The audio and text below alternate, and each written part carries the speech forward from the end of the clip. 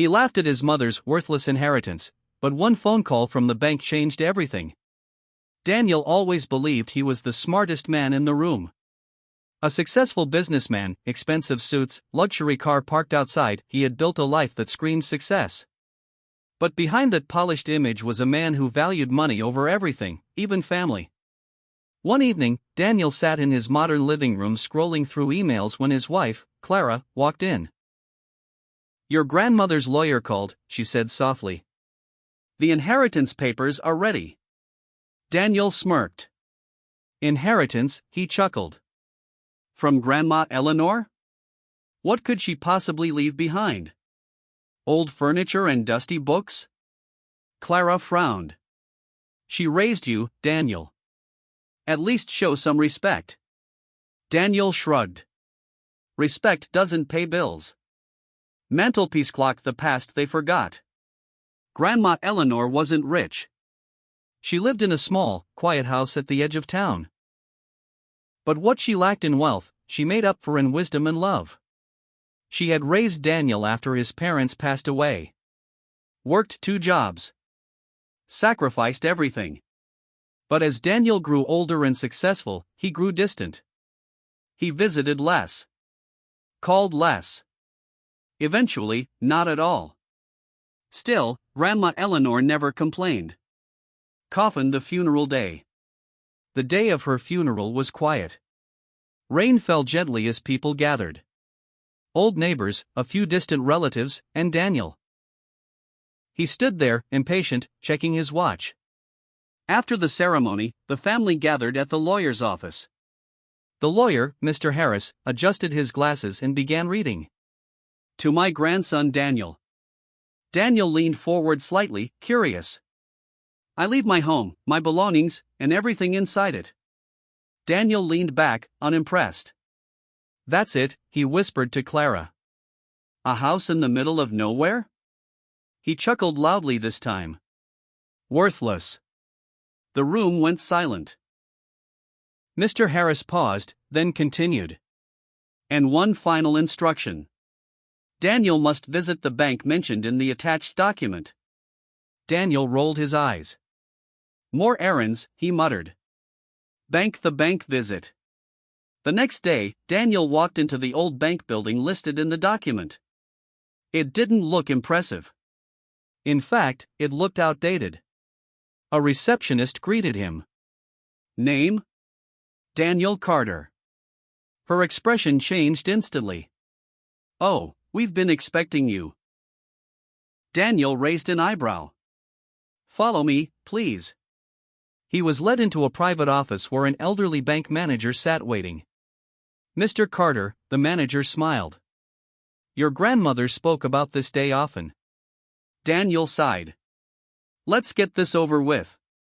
The manager slid a file across the table. Inside were documents, investment records, and account statements. Daniel's casual expression slowly faded. "What is this?" he asked. "Moneybag, the shocking truth." The manager folded his hands. "Your grandmother started investing 40 years ago." Daniel blinked. "Investing?" "Yes. Small amounts at first. Then larger ones over time. She was incredibly disciplined." Daniel's heart began to race. "How much are we talking about?" The manager turned the final page toward him. Daniel froze. The number was massive. More than he had ever expected. More than he had ever earned. This can't be right," Daniel whispered. The manager smiled gently. "She built this for you." Pensive faced the realization. Daniel sat there, speechless. Memories flooded his mind. Grandma Eleanor working late nights. Her simple meals. Her worn-out clothes. All this time, she had been building something. Not for herself, but for him. And he had called her legacy. Worthless. His throat tightened. "Why didn't she ever tell me?" he asked quietly. The manager's voice softened. "She said She wanted you to learn the value of people before the value of money. Package the house visit. That evening, Daniel went to her house. For the first time in years, he stepped inside. It was exactly how he remembered. Simple. Warm. Quiet. He walked slowly through each room, touching the furniture he once ignored. Then he found something. A small wooden box. Inside, letters. Dozens of them. All written by Grandma Eleanor. He opened one. Dear Daniel. If you're reading this, it means I'm no longer there to remind you that love matters more than wealth. His eyes filled with tears. Another letter. I know you've become successful. I'm proud of you. But I hope one day, you remember where you came from. Daniel sat down, unable to hold back anymore. For the first time in years, he cried. Counterclockwise arrows button the change. Weeks passed. Something in Daniel changed. He sold his luxury car. Started visiting the old neighborhood. Helped people his grandmother once helped. He even turned her house into a community center, just like she always dreamed. Clara noticed the difference. You've changed, she said one day. Daniel smiled softly. No. I've finally learned. Telephone receiver the final twist. One day, Daniel received another call from the bank. There's one more account your grandmother left, the manager said. Daniel was surprised. Another one? Yes. But this one isn't about money. Curious, Daniel returned to the bank. This time, the manager handed him a small envelope. Inside, a single note. The greatest inheritance I leave you is the chance to become a better man. Daniel smiled, tears in his eyes. Red heart ending message, emotional close. Daniel once believed wealth defined success. But his grandmother taught him something far greater.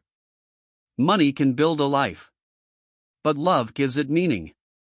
And sometimes, the things we call worthless turn out to be the most valuable of all. Daniel Carter had everything. Or at least, that's what people believed. A luxury penthouse in the city. A black imported car. Expensive watches that cost more than most people's yearly salary. But the truth? Daniel didn't just love money. He worshipped it. Ice Cube, a cold man with a cold heart. Another deal closed, Daniel said proudly, placing his phone on the glass table. His wife Clara smiled slightly. That's great, but you missed something important today. Daniel didn't look up. What now? Clara hesitated. Your grandmother, she passed away this morning. Silence filled the room. Daniel's expression didn't change much. Oh, he said casually. When's the funeral? Clara stared at him, shocked. That's all you have to say? Daniel shrugged. We weren't close. But that wasn't true. They were close once. Very close. Mantelpiece clock, the woman who gave him everything. After Daniel's parents died in an accident. It was his grandmother, Eleanor, who raised him. She worked 2 jobs. Skipped meals so Daniel could eat. Wore the same clothes for years so he could go to a good school. Every night, she would sit beside him and say, Daniel, one day, you'll become something great. But never forget, kindness matters more than success. Young Daniel used to smile and hug her. Don't worry, Grandma. I'll take care of you forever. But promises sometimes fade with time. Broken heart success that changed everything. As Daniel grew older, he became ambitious. He got into business. Started making money. First thousands, then millions. And slowly, the boy who once loved his grandmother disappeared. He stopped visiting. Stopped calling. Even when she tried to reach him, he was too busy. Coffined the funeral. Rain poured heavily that day. A small group gathered around Eleanor's grave. Old neighbors cried quietly. But Daniel? He stood there, checking his watch. This is taking too long, he whispered to Clara. Clara couldn't believe what she was seeing. Daniel, she raised you. He sighed. And I'm here, aren't I? Scroll the will reading. After the funeral, they went to the lawyer's office. The room was silent. The lawyer opened the file. To my grandson, Daniel Carter. Daniel leaned forward slightly. I leave my house, my belongings, and everything inside it. Daniel leaned back and laughed quietly. That old house? That's it? Clara looked embarrassed. Daniel whispered sarcastically. Wow, what a fortune. The lawyer paused, then continued. And one final instruction, Daniel must visit the bank listed in this document. Daniel rolled his eyes. Of course. More useless errands. The bank visit. The next day, Daniel entered the old bank. It looked outdated. Almost forgotten. This place looks like it's about to collapse, he muttered. The receptionist looked up. Your name? Daniel Carter. Her face changed instantly. Oh, we've been waiting for you. Daniel frowned. Waiting? For me? He was taken to a private office. An old bank manager stood up slowly. Mr. Carter, your grandmother spoke about you often. Daniel sighed. Can we just finish this? The manager nodded and handed him a thick file. Please, take a look. Money bagged the truth that shook him. Daniel opened the file casually. But within seconds, his expression changed. Investment records. Stock portfolios. Property shares. His hands started shaking. What is all this? The manager smiled gently. Your grandmother started investing decades ago. Daniel's voice trembled. How much is in here? The manager turned the last page. Daniel's eyes widened. He couldn't breathe.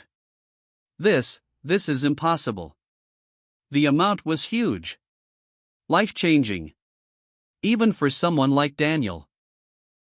She lived so simply, Daniel whispered. Yes, the manager replied. She chose to live simply, so you could live better. Crying face, the guilt begins. For the first time, Daniel felt something he hadn't felt in years. Guilt. Deep, painful guilt. I called it worthless, he said softly. The manager looked at him. She knew you might. Daniel looked confused. What do you mean? She once said. Money can blind people. I just hope Daniel sees clearly one day. House returning to the past. That evening, Daniel went to her house. The same small house he once ignored. He opened the door slowly. Dust floated in the air. Everything was still, exactly the same. The old sofa. The tiny kitchen. The clock on the wall. Memories hit him like a storm. Package the box of truth. In her bedroom, he found a wooden box. Inside, letters. Dozens of them. All written for him. He opened one. My dear Daniel.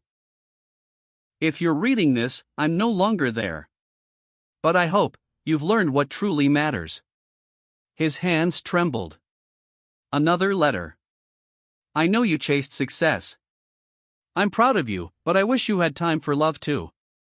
Tears rolled down his face. Counterclockwise arrows buttoned the transformation. Days passed. Then weeks. Daniel changed. Completely. He stopped chasing money blindly. Started helping people. Visited old neighbors. He even turned his grandmother's house into a small community center. Free food. Free help. Just like she used to do.